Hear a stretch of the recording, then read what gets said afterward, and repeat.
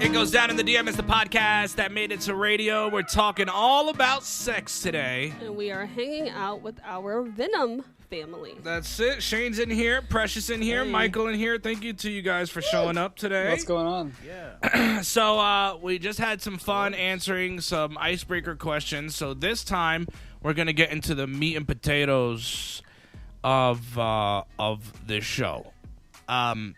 So one thing Michele and I were talking about in the last week was that a lot of people aren't introduced to sex the right way. They end up finding it out on their own merits, and then they make mistakes as they grow older, and they make these decisions, and this is why we end up with teen pregnancies. This is why we end up with situations where people are not, taking care of themselves, and they're getting STDs out here, and it's just ridiculous. So we're going to go around the room.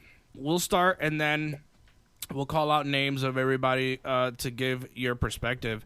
But we want to talk about first in this round 2 of questions. You see I'm going by rounds? You know what I'm saying? Because you go rounds nightly. So, honey. Yes. How were you introduced to sex growing up? Oh, goodness.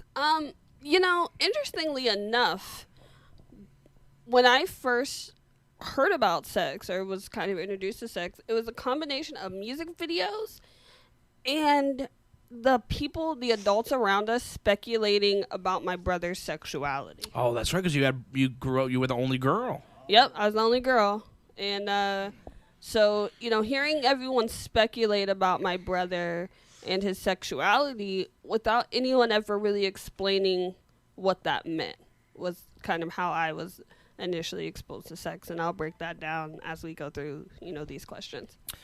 I was also introduced to sex a very similar way. I remember hearing at 7, it's just so messed up, but I remember hearing at 7 on the Spanish radio station, these radio DJs would literally have phone sex with girls on the air at like 7, 8 o'clock at night. It was bananas. And I was just like, whoa! And of course I heard songs that referenced it, and I didn't know exactly, but that was like my earliest entry to it. Like I just remember hearing that, and then even little kids in my school were like talking about, hey, we're gonna make out in the coat closet. Like it was that early. So it was a lot of situations like that, just hearing it around. But the radio station shit was bananas to me. Shane, I bet Michael's right now like, man, I'm on radio in the wrong fucking country right now. And this was Market 1. This was New York radio. Like, it blew my mind. It blew my fucking mind. All right, so Shane, how were you introduced to sex growing up, man? I had a lot of father figures when I was growing up. Eminem, Drake, Lil Wayne, Young Jeezy, a lot of guys. Taught me all about sex. Yeah, various comedians. Yeah. That's why, because like I was like in that area, I was pretty sheltered. So it was mostly like listening to some really dirty fucking music with a lot of friends and just figuring it out. Like, yeah, I remember thinking about like, why would he slap his bitch if she doesn't suck his dick? Like, why would he do that? Sometimes you gotta just get some shit done here, man. I was just trying to figure out like, okay, how does this work? Let's talk it through as a group. And that was, and not to say that it's not big exposure anymore, but that was like big in the pimp days, right? Like these men were really pimping out bitches. Yes, like absolutely, it was a real thing. Precious. Absolutely. I mean, when did Nipsey come out? Oh my man, Nipsey was late 90s, and but he really popped in the early to mid 2000s. Yeah. So yeah. Right. Yeah, I was hearing Nipsey stuff, Ace Hood stuff around then, and that's where I first got the idea. I was like, oh, you could do that. That's interesting. you could do that. You could do that. I never thought about that before. Did you learn that did you have a pimp hand, Shane? Oh yeah, I learned all about the pimp hand, the stable, all that shit. Give me my money. Precious, talk to us about when you were introduced or how you were introduced to sex. Yeah, so, like, a lot of similar things happened where the adults around me thought I didn't understand what they were talking about, so they would talk about random shit. Yep. And I somehow, like, when I was very, very young, I was probably 5, like, I knew what sex was, just by context, just, like, you know, aside from the music and stuff, like, I heard things a 5-year-old should not hear. Same here, yeah. And, you know, that's kind of, I just kind of figured out, like, oh, that's what that is, and that's what that means. And from a very young age, my mom was always talking to me about, like, you know, what sex means, like, what will happen, like, to tell her if I ever want to do that, or I'm thinking about that. She was very open about making sure that I knew what to expect, and that I knew, like, she didn't want me to make the same mistake she did, because she had me when I was 15. Wow. So she didn't want me to go into it not knowing Good for her. what that was, and she wanted me to have, like, a healthy relationship with it and with her. So I was fortunate in that sense. That's fantastic. That I knew, like, you know, and I learned a lot from my friends. You know, I had a lot of older friends. Very cool. But, yeah. And Michael, give us yours. So I think the earliest I ever knew kind of like sex was like a thing, I think was probably playing some Grand Theft Auto San Andreas with some friends and picked up a hooker. I'm like, oh, cool, you can do this? Oh, cool. I'm like, what is this?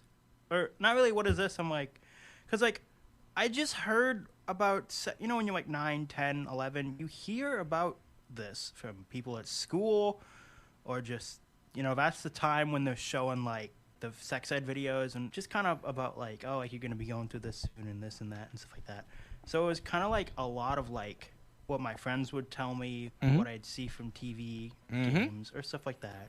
So a lot of pop culture exposure, parents, it seems like, yeah. I never really had like a talk with my parents. I mean, I kind of did, but they would be very like, they wouldn't tell me.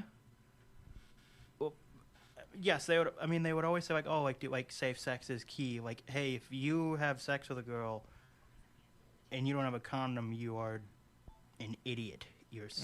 Don't do that. Don't even think about that. I'm like, good. So that definitely moves us on to our next question. Did your family give you the sex talk, and if so, how did it go, honey? How did that go in your household?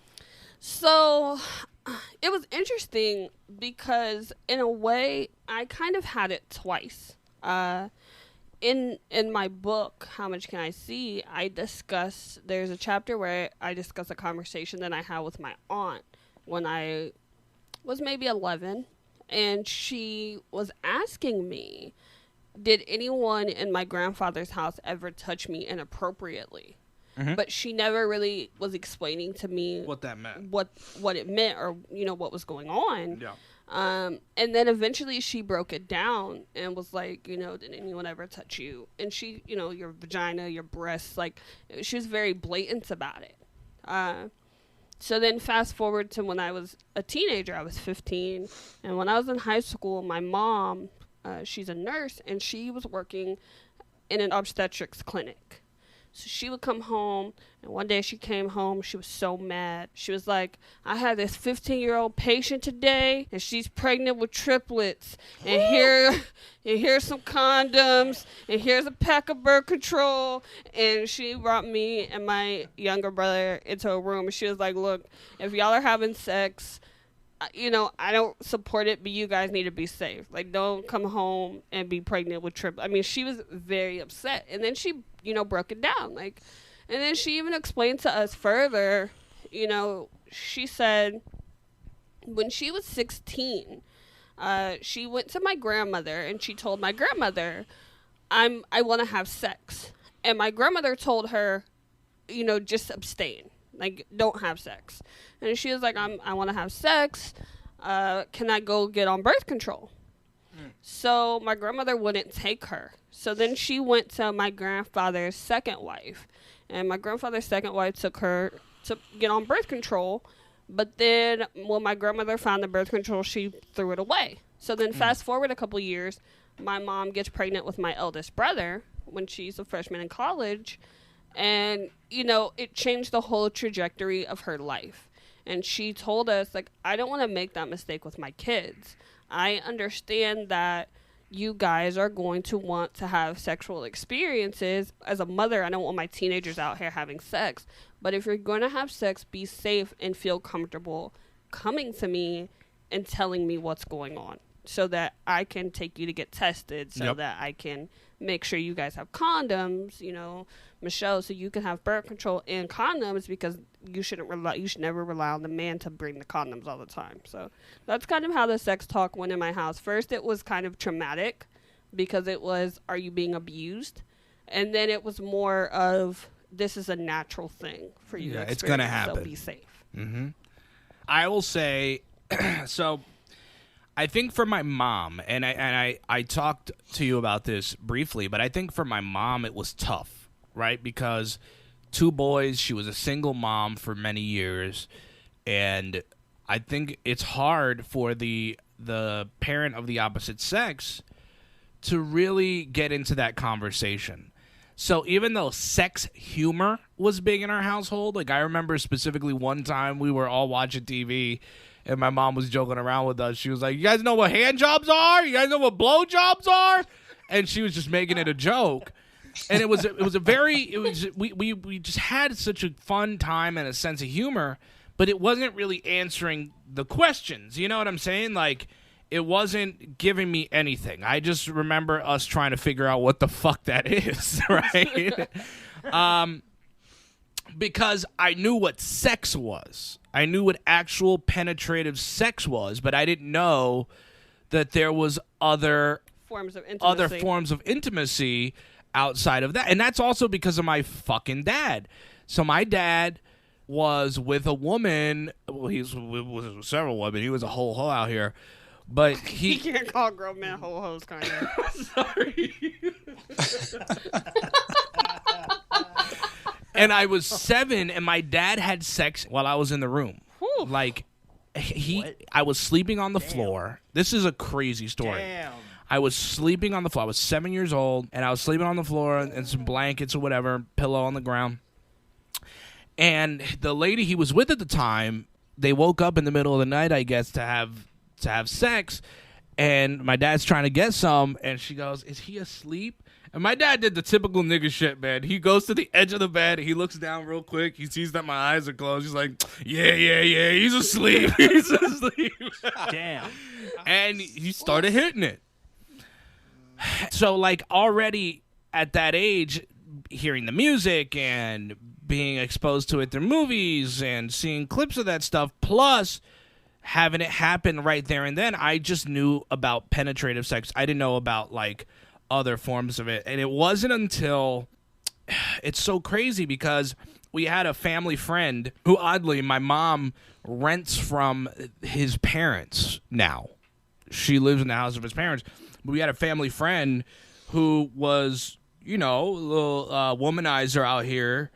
And I remember he was like, he like wanted to be kind of like a father figure to me. And so I remember asking him a bunch of questions, and he was the one who told me, like, what all these things meant. You know what I'm saying? Like, outside of actual sex, what you can do and stuff like that. And I was like 9 or 10 at that time.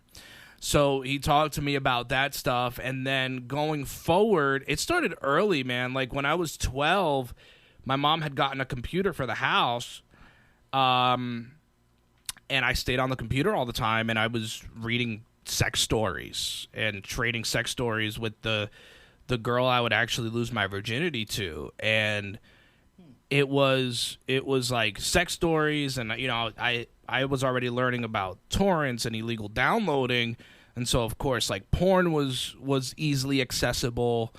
And so that's where I got the rest of my, like, oh wow, you could do that. You know what I'm saying?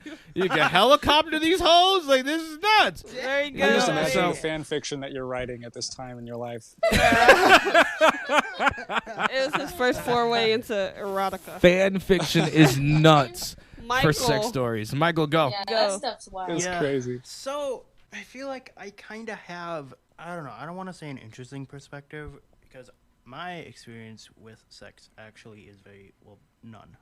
But the thing is, like, the talks about sex, and I really commend both my parents for kind of talking to me about this. They would always say, like, you know, be safe, use protection. And the one thing that they would always say is, like, don't expect it. Don't get hung up. It's not a thing that's happening right now. But also, when it finally does happen, don't get so attached. Oh, I was going to say take it. I don't think you can say that. Huh? Oh, okay. I don't think I'm sorry. Go ahead, Michael. So, and they find us like, you know, when you finally do meet a girl and find what does happen, you're like, don't get so attached. They're like, oh my god, like I'm gonna marry this girl and stuff like that, because you know, the first girl you have sex with, there's a very, very high chance that won't, either it'll work or not. It won't. But just don't like be like super hung up on it, because like, you know, there are other women out there who will do that, and you know. Okay, really cool. All right, so they were a little more like kind of open again. You know, it's gonna happen, but don't make it a focus. Like, don't make it a big thing.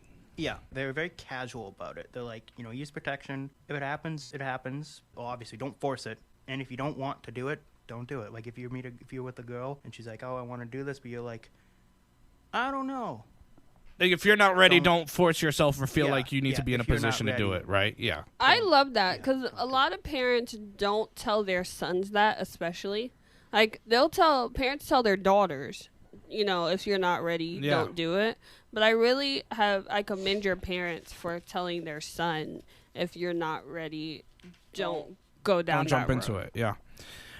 Precious, give us so you know, the other question in this round was, did your family talk to you about sex and was it an open topic? So we're hitting all the points here. Give us an idea. I know that you said your mom was pretty open because of how young she had you, but was there any specific talk that happened in your household? Yeah, so the one that I remember, really, aside from me being a teenager and she's like, girl, we're putting you on birth control before you go to college. She, when I was 9, I remember there being a conversation where she was like, look, you know, when you have sex, you know, the man's gonna she didn't specifically say what, but it's gonna, you know, go in what she, you know, it's the slang word for vagina, whatever she would say, like, you know, it's gonna go in your toto and he's gonna break it. And you know, it might hurt a little bit, but you really need to make sure that, like, the person that you're doing that with really cares about you and really loves you, because it means something. And like, that's the one talk that I remember having with her at a very young age that kind of stuck with me, because I think that really impacted how I looked at sex and how I felt about, like, waiting until I was sure that the person that I did this with did care and wasn't going to end up hurting me. That's beautiful. That's a beautiful thing. I respect her for doing that, because a lot of parents don't emphasize that, right? Like I talk about how lucky I was to lose my virginity to the person I actually wanted to lose my virginity to. It was like a year and a half in the making. You know what I'm saying? So like it was, I knew that she was the one I wanted to give it to, but not because it was like heavily, you know, pushed on me that you got to wait till you want to give it to somebody, but I really liked this person. So I really respect that was the talk, and that was kind of the way it was told to you. Was there sex humor in your household? Were they open about sex, or did it not come up until like deep conversations like that? No, there was definitely like one time. The one thing I can remember, because she was always like, you know, she would always talk about it. A lot of it was the fact that, like, I was a kid, and, like, you know, the adults think kids don't understand shit, so they're just gonna say all kinds of stuff. But one time she went to a sex toy party, and as a result, she ended up, like, having a pencil penis in her car. Like, it was like a penis eraser on a pencil. And she, like... Did she also have a Jesus in her car? No. Yeah. That's okay. she was I'm not talking about it or something, and I was like, what are you talking about? And so she shows it to me and goes, that's a pencil penis, and just started dying laughing, and I was like, oh, that's what that looks like. Like, in my head. You know, it's so funny that you bring that up. When I was 10, my mom, one of my aunts was getting married, and of course they had a bridal party, and they had all these like sex toys and things like that. And my mom was helping put some of the stuff together for this bridal party. And so she comes home with a fucking strap on her head. And she's like, reach up and feel this. And this is just big dick coming off of her forehead. And I'm like, Mom, what the fuck is going on? Like, it was very funny. Like, it was just, we joked around a lot about fucking sex. And so, Shane, we'll go to you, man. Mr. Father over here. I can't talk because I got a kid, too. But talk to me, because you're an incredible dad, and I know you had Case and Young. What was the sex talk like in your household? I appreciate you, man. First of all, I'm trying to imagine my mom with a dick hanging off her forehead because she was raised like really strongly Catholic, and it would just never happen. Dude. No, honestly, that would be a thing my mom would probably do. She's that's great. Humorous. That's excellent. Like, sex and stuff. She's like, yeah. So I also, like Michele, I had 2 talks. I think they just forgot they had the first one. The first one was really funny because I was 9 or 10, and at this point I knew enough, but it was like I had friends my age who also didn't know stuff, and older friends who I was pretending to know more than I did, so I couldn't ask them questions. Oh, yeah. Give it away. You got to right? be the cool guy. Yes. yeah. Yes. Yeah, you got to fit in, especially if they're older. So, I mean, I knew enough to give me some funny images when we had this talk. So, I mean, I was on the couch. It was my mom and my dad were both at this one. And what I really remember was 2 things. One, seriously, they were like, you don't have to do this unless you're ready for it. We would really prefer that you didn't do it, but you know, shit happens. And I was like, okay, that's cool. But also when they described it to me was the part that really sticks out in my mind, because they were like, yeah, so you know what you pee out of, when you put that where a woman pees, that's when you have sex. And I was like, getting all these images, like, is that shit a magnet? Can you like put it down there and like got some fucking iron filings just shooting up there? Like, what's going on? I was getting these crazy fucking images of what they were talking about.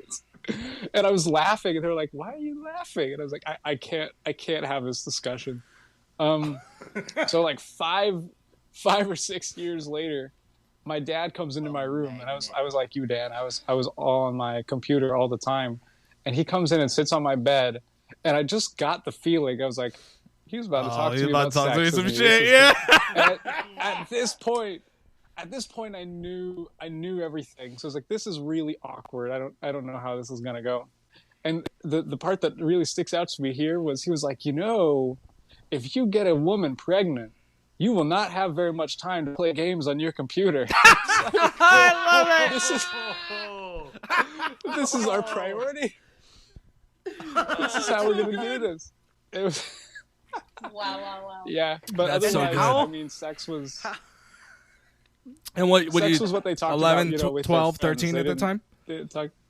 I was 15 at that time. You were 15. I was like, do you think I don't know this shit? I was like, really, this is our priority right now? Well, He was like, if you want to do something, there's other stuff you can do other than sex. And he had this long, like, ellipsis pause. And I was like, he's not about to tell me a story. He's not going to tell me a story. And unfortunately, for the content of this show, he did not tell me a story. I would have loved to share a story with you, but I don't have one. It's so funny. It was just a really awkward feeling. The dad thing. So my dad was in and out of my life when I was a kid, and he was picky choosy about being there. And I think I was 13 at the time. And I remember my dad came over, and he rings the doorbell, and my mom opens the door, and she's just like, what's going on? And she's like, where are the kids? And we're like, but she's like, they're doing their own thing. I think like I was napping at the time or some shit. And my dad was like, well, I think it's really time that we start talking to them about, masturbating and sex and all this stuff. And my mom was like, Mortal Kombat. get out of here. Get out of here. Go home. What are you talking about? How old were you? Oh, I was 13 at that time, I think. And so I was already reading Jesus. stuff on the internet. I already, was open to it, but He it's was already like, writing his fan fiction. what? Why do you want to do that now? That's weird. You know what I'm saying? Like, maybe you Yeah, should have come a yep. lither earlier to do that. You know what I'm saying? Instead of taking us to McDonald's and then dropping us off back home, you be a dad. So there's that. So I love this. Thank you guys for sharing that. I think that's super cool. Go ahead, Michael. What's up? I just remembered one thing, and I can't believe I forgot this until now. Mm-hmm. My parents did give me another talk. This is when I was like 17 or 18. They gave me a talk on anal sex. Jesus. Right. What? Whoa. What? Why? What was it? Why were they like, okay, it is important, it is imperative, we must have a conversation. Just so about you anal know, sex. it's like a neighbor. Today. You can say hi. Yeah. Just drop in and say hi. So basically, what happened? I was like, I can't remember. I was like 17 or 18. Both my parents were we were all hanging out. Both my parents were drinking. They were a little drunk, so and we started talking about sex, and my dad's like, oh, so there's another. I can't remember who said it, but one of them was like, oh, there's another way. Like you could do anal, and obviously I knew what that was. So they were saying like, oh, like when you do anal, you got to wear a condom, you got to do this and that, and like make sure she wants to do it. But, Make sure she wants to do it is nuts. And then, son, you just I love spit that's in like it. the third thing on the list. Yeah, like it wasn't first. Like, okay, put the condom on, get ready, and then make sure she wants to do it. Like, Well, what? In that order? Dan and frequently and walks they're- around the house going no means yes and yes means anal. So That's it. I don't know. He says it like once a day. I remember. I think it was my dad who said this, and hopefully I'm not giving. He's like, oh, when you pull it out, there might be some shit on it, but just kind of, be fine. Like, that's okay. Very Like, good. that's what happened. Like, Very good. what? All right, I think we need to What? take a break now. When We we gotta- come folks, back, that's okay. We got to go to music. yeah, what are we gonna talk about when we come back? I mean, When we come back, round 3 of this conversation is going to talk about if you had a traumatic experience, how did you rise above it? And how old you were when you lost your virginity, and was it a major event for you, or was it kind of like a normal thing because you were already ready to do so? oh, very good. So when we come back, Michael can tell us more about when he pulled More it out trauma. and it had some shit on And it. he has some shit dick. Okay. All right. All right, very good. Well, Oh, my goodness. Looking We'll forward be to back. that. Stay with us.